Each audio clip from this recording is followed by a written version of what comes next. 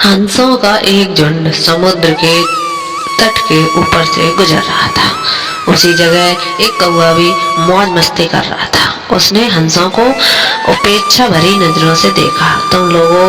बोला, तुम लोग कितनी अच्छी उड़ान भर लेते हो। कौवा मजाक के लहजे में बोला, तुम लोग और कर ही क्या सकते हो, बस अपना पंख फड़फड़ा कर उड़ान भर सकते हो। क्या तुम मेरी तरह फुर्ती से उड़ सकते हो, मेरी तरह हवा में कलाबाजियां दिखा सकते हो? नहीं, तुम तो ठीक से जानते भी नहीं कि उड़ना किसे कहते हैं। कौवे की बात सुनकर एक बूढ़ा सा हंस बोला, ये अच्छी बात है कि तुम ये सब कर सकते हो, लेकिन तुम्हें इस बात पर घमंड नहीं करना चाहिए। तो कौवा बोल उठा, मैं घमंड नहीं जानता। अगर तुम में से कोई भी मेरा मुकाबला कर सकता है तो सामने आ जाओ और मुझे हरा कर दिखाओ। एक युवा नर हंस ने कौवे की चुनौती स्वीकार कर ली।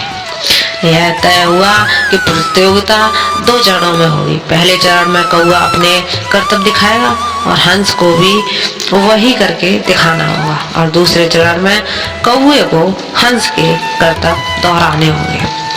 प्रतियोगिता शुरू हुई। पहले चरण की शुरुआत कौवा ने की और एक से बढ़कर एक कलाबाजियां दिखाने लगा। वह कभी गोल गोल चक्कर खाता तो कभी जमीन छूते हुए ऊपर की तरफ उड़ जाता। वहीं उस हंस ने उसके मुकाबला कुछ खास नहीं कर पाया। कौवा अब और भी बढ़ चढ़कर बोलने लगा, मैं तो पहले ही कह रहा था कि तुम लोगों को हमारे जैसा कुछ नहीं आता।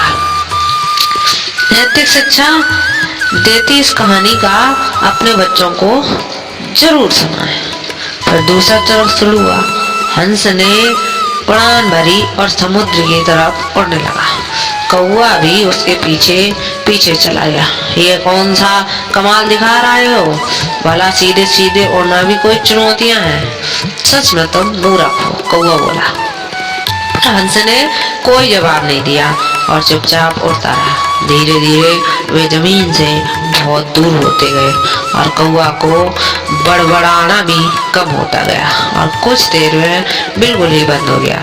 कौवा बुरी तरह थक चुका था, इतना कि अब उसके लिए खुद को हवा में रखना भी मुश्किल हो रहा था और बार बार पानी के करीब पहुंच जा रहा था। हंस कौवे की स्थिति समझ रहा था, पर उसने अनजान बनते हुए कहा, तुम बार बार पानी क्यों छू रहे हो? क्या ये भी तुम्हारा कोई कर्तव्य है? नहीं, कौवा बोला, मुझे माफ कर दो, मैं अब बिल्कुल थक चुका हूँ और यदि तुमने मेरी मदद नहीं की तो मैं दम तोड़ दूंगा। मुझे बचा लो, मैं कभी घमंड नहीं दिखाऊंगा। हंस को कौवा पर दया आ गई। उसने सोचा कि चलो, कौवा सबक तो सीख ही चुका है, उसने उसकी जान बचाना ही ठीक होगा। और वह कौवे को अपनी पीठ पर बैठाकर वापस तट की ओर चल पड़ा। दोस्तों, हमें इस बात से ये समझना चाहिए कि भले हम पता ना हो, पर हर किसी में कुछ ना कुछ क्वालिटी अवश्य होती है जो उसे अच्छा और विशेष बनाती है। और भले ही हमारे अंदर हजारों अच्छाइयाँ हो, पर यदि हम उस पर घमंड करते हैं तो देर न सवेर उस कौवा की तरह हमें शर्मिंदा होना ही पड़ता है। यह एक पुरानी कहावत है कि घमंडी का सर हमेशा नीचे होता है, इसलिए ध्यान रखिए कि कहीं जाने अनजाने में आप भी कौवा वाली गलती तो नहीं कर रहे हैं। किसी को नीचा मत दिखाइए।